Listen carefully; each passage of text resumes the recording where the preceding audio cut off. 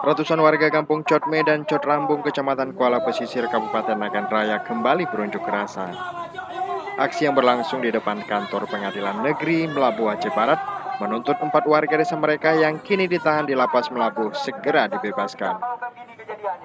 Warga mengaku 4 warga desanya yang ditahan atas tuduhan pembakaran barak perusahaan perkebunan sawit merupakan bentuk diskriminasi dan teror atas sengketa batas lahan dengan perusahaan perkebunan sawit di Kabupaten Nagan Raya.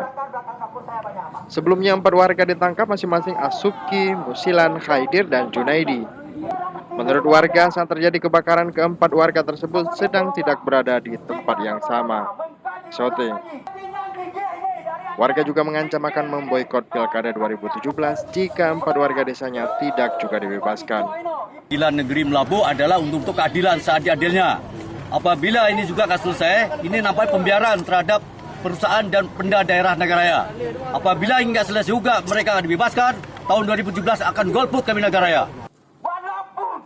Dari Aceh Barat, Faizi Woyla melaporkan untuk Aceh Video.